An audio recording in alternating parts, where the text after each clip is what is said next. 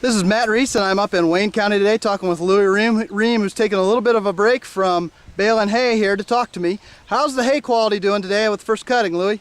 First cutting's really good this year. It's a little bit light for the no rain in the middle of May. We only had an inch of rain here in May, and it's light, but it's not bad. You know, it's moisture on its way down. It's dry because the ground's dry. Hay's so much easier to dry when the ground's dry.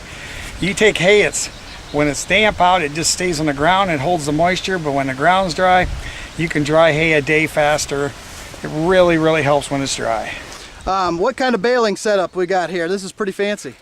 We got a BB 940 New Holland. We've had this baler for, it's probably 6 years old now, and put a lot of hay through her. She's got like 41,000 bales on her. That's quite a bit of tonnage.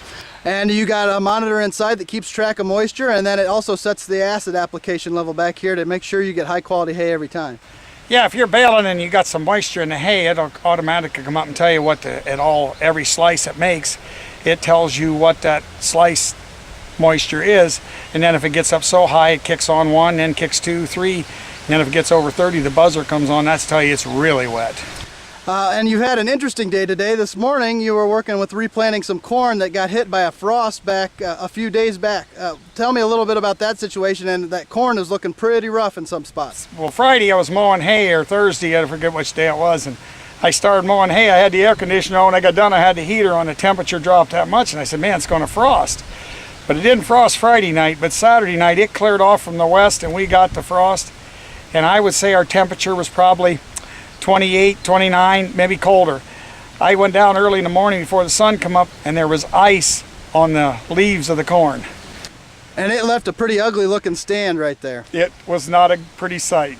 And looking at it, it killed off whole areas, and then you went in and replanted. How did the replanting go this morning? Well, we just went in and replanted. We had some other issues, so we thought when the frost hit it, it was time to redo it. So we just went in and tore it all up and replanted it. So hopefully it comes again.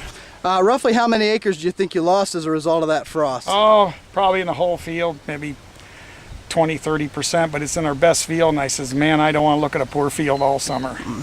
And that was definitely a poor field. You can see by looking at those corn seedlings that there wasn't a whole lot of survivability where that frost hit. Oh no, and it was funny, that frost. It was just as bad up on top as it was in the bottom, but some of the rows in the end of the, like along a wheat or hay, was frosted. Where in a ways it wasn't frosted, but in the bottom land, it just, if it was out of the ground, it got it. I've been talking with Louie Rehm up here in Wayne County. It's a beautiful day in late May.